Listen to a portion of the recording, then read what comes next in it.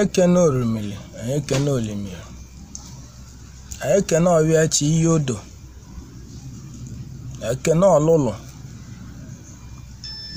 Anyị si na-akwadokwa ya n'ụwa ya bụ ụbọchị na agha akara aka na-akwa na-eli ngwụlọ. Ọ n'isi nwunye bado n'ụwa Adora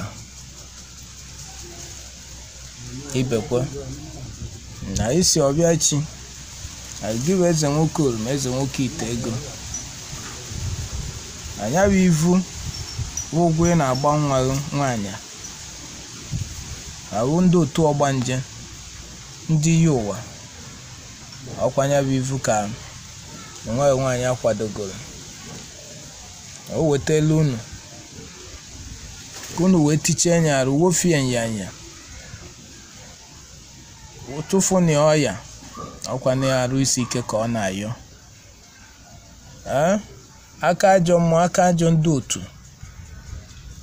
ndụ na-ewosi ewo na ọ maraba na ọ nara eloteba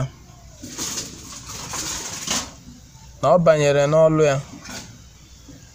Anyị si ayọ ka anyị na-ayọ gbuo unu mgba, gbuo unu ọgụ, gbokwulu na okwu ọnụ. Ọkwanụ nwata ka ọ bụ na-awụ arụ na-abọ nwekwenu nke ọ maalụ na elibekwe na anụ ewere azụ kwụọ ụgwọ. Ewere aka nne tie nwata ire, ewere aka ekpe gụgụ onye akwa. Ọmụ wee bụ na mma eji egbu ndị ilo, mmiri enwele ọzọ igbo ndụ. Aka ji ọgbọ ga-ebe n'aja. Anyị si ọ bụ na achụcha aja, anyị si ka udo bichiala nya nwanne anyị nwaanyị bụ Adora Ibekwe ka ọ ya na iwe o wetara iwe bụ iwe ụtọ ọnụ na-atọ ụtọ. O wetara unu iwe dị iche iche, iwe na-adị unu mma n'ụwa ndị otu ọgbanje. Biko nụ promise and fail na isi ncha ọkụ na abụ ịlụ alụ na ọkpa ịza azụ, ọkpa igbu mgbu, obi igbu mgbu, anya igbu mgbu ya na isi ọwụwa ya na nka na ike ọbụla osi na-eme, osi n'ukwu, osi n'ụkwụ, osi n'aka, ajọ nlọ nli, ajọ nni. Asị ka unu bufuli enye, asị unu na ya na-abọli koche na orumili udo bichia. Wee sị na anyị kenele unu, kene ọra mmụọ niile, kene ezumezu ndị otu ọgbanje.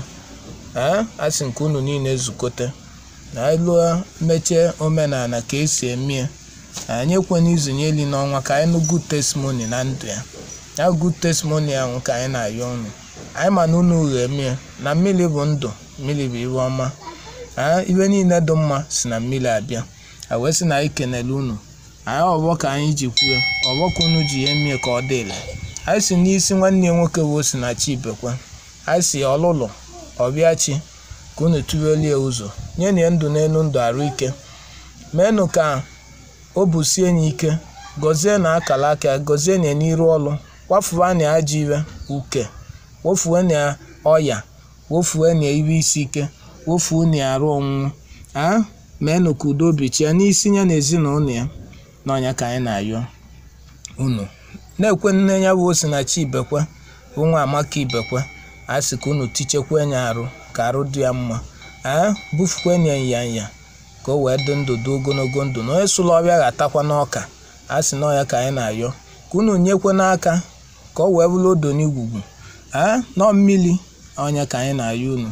Asị unu bụ ndị eze nwoke oroma, unu bụ ndị eze nwaanyị oroma. Asị ka unu zukwe n'oke ndụ chile echichi, ndụ nze na ọzọ. Asị ka unu zuo oke eme nwa ka emeli ibi obu adị ya mma. Wee sị na ọnya ka anyị ji wela ekene unu ekene, sị ka unu dozie iwe mebiri emebi ka ọ dị mma. Unu mee ka iwe ọbụla mebiri emebi ka unu ghazie nye ka ọ ga-adụ. Nke ọbụla bụ nke ya ewetara ajọ iwe ka unu wofie. N'ọnya ka nna ayọ ya ka nna agọ n'ọgbọ. Si anyị enwe jekwenu ka anyị kwudo nwanne anyị nwaanyị ka o wee dị mma. Unu ya emekwukwo ka anyị dị mma. Gọzie na ikwu na ibe anyị ka anyị dịkwanụ mma, maka na ọkwa n'iwe dị mma ka a na-eṅomi. Wee sị biko nọ anyị jeni na udo bighachinu na ọgbọ ga-esokwe na ọgbọ leenụ 5 5 5 5 5 n'aba Chukwu na ndị Orimiri na ọka ikwulu ka ọ ga-adụ.